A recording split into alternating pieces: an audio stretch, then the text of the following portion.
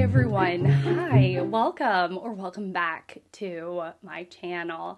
Today it is my pleasure to tell you about 6 wonderfully illustrated picture books. I'm so excited to get into these books with you. If you don't know, maybe you've been here for a while, but maybe you don't know, but I have made several picture book videos over the years, and I've compiled them into a playlist. So if you're somebody who is looking for recommendations or just really enjoys spending time with picture books, I have a whole playlist of them, and I try and give you as many detailed like a detailed videography of the actual illustrations because that's what's really important to me. So if you are new, then know that my name is Shelly. I'm a huge fan of books and reading, and picture books are one of the categories in which I'm hugely passionate about. These videos, although do take a little bit of work, and so sometimes it takes me a long time to get around to actually filming one of these, but picture books are part of my reading. I love them so much. I love to share the artistry with you. I believe that the story and the pictures need to work together cohesively and like a symphony, like a duet that produces something beautiful. So if you're new and not subscribed, I would encourage you to subscribe and stick around. And without any further rambling on, let's go ahead and get into the meat of this video. Much to my own surprise and delight, 5 out of 6 of these books are translated. And we're starting off with Little Fox by Edward van de Vendel and Marjorie Tolman. This is translated from the Dutch into English by David Colmer. What initially drew me to this book was its limited color palette. I love the bright orange and the teal and the contrast of those colors. There's also brown and neon yellow and of course black and white sprinkled in. The artists themselves took pictures of the Dutch dunes and woods and then used those photographs as a base to paint over them, which I love the idea. This book is about what seems to be a harmless fox who's curious and a rather pleasant, observant creature. The fox, after a big jump, gets knocked out, and in that state of semi-consciousness or unconsciousness, the fox remembers his time growing up and experiencing things for the first time, like the feel of the wind and the sight of the moon. In the middle of the story, we get our first human character who seems to be having a beach day, biking, picnicking, and exploring. Still in the fox's dream, the fox explores with his siblings, and there's this gentle undercurrent of climate awareness and the way the climate has an impact on animals. In his curiosity, the fox gets his head stuck in a jar, but the human helps him out and helps the fox get back home. It is this gentle story that moves in and out of subconsciousness and consciousness and the way that we can help one another, but also this gentle message of how we should really be good caretakers of our planet because things can happen, like other creatures can be harmed. And so to be good stewards of our planet is a priority, or should be. This was a darling book. I really enjoyed it, and probably the most complex, both in language, in storytelling, and in messaging out of all of these books. So probably for a slightly older audience, maybe 7-year-olds. The next book is the only actually non-translated book on this list, and I picked it for its silliness. Like, I thought the illustrations, the illustrative style was so silly, and I loved that. So I have Most Marshmallows by Robo Watkins. Watkins is actually my maiden name, but the whole name is a pen name for Robert Weinstock. So immediately after thumbing through this book, reading through it a first time, I was like, how did this artist do these pictures? And the artist did it with the photography of marshmallows, construction paper, cake sprinkles, acorn tops, twisty ties, pencil, and whatever else was needed to make these. So it's photography. He created a little set with marshmallows and would photograph them. And that's how this book was creatively produced, which I thought was so cool.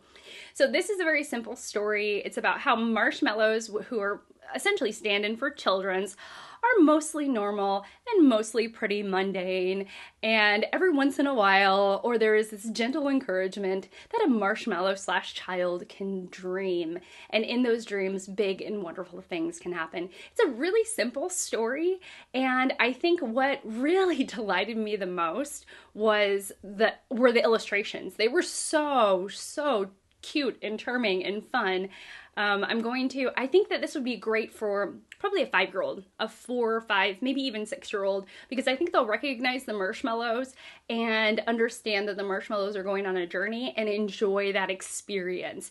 Simple text, fantastic photography.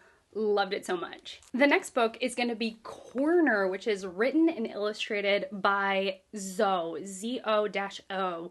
It's translated from the Korean by Ellen Yang. There are very few words in this book, and this is doing something that I've actually seen before and I quite loved.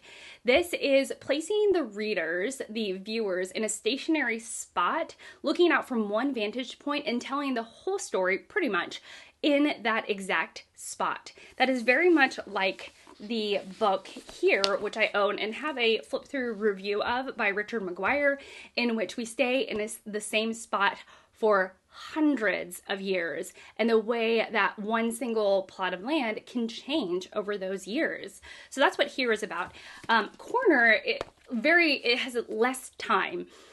Though we see a plant grow, we see our crow, the main character, a crow, decorate his little room or her little room, their little room. The walls become a canvas for art, and we see that corner grow and change. And I quite liked that. And then we get this moment, because for the most part, our single little crow is by himself. We get this moment where what else is missing? And so the crow figures out different things that they're missing. And ultimately, what are they missing? They're missing a friend. And the end of this book was really sweet. I really enjoyed this, especially since I like something that is visually captivating, if you can't tell. And so if I'm finding it visually captivating, I'm pretty sure a child will as well. And so immediately I think it would be a really interesting discussion point to talk about the corner, and that the corner is actually in the crease of the book, you know, and the way the pages are set up. And so I think that this can range from young children delighting in this book all the way up, even my age and beyond, because this is just it's a charming one. It's a very charming book, and probably, I don't know, it's got to be one of the standouts of the bunch.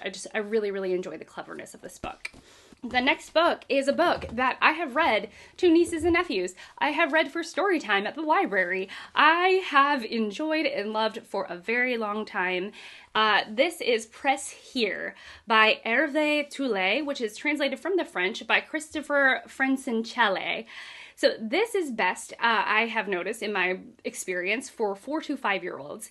So what this does is that on every page, it gives the reader a directive, whether it means to press, it says actually press here, and then you flip the page and something happens with the art, feeling like you actually did something to make the art change or move. But there's different things like turning the book upside down and shaking the book, and at every flip of the page, you see how that action affects the story. It is so fun, because when kids are like, I don't know, even 3, 4, or 5, around that age, they're delighted by the change, and you can really get into the story. So when they say shake the book, you can really start to shake the book and flip and see what happens.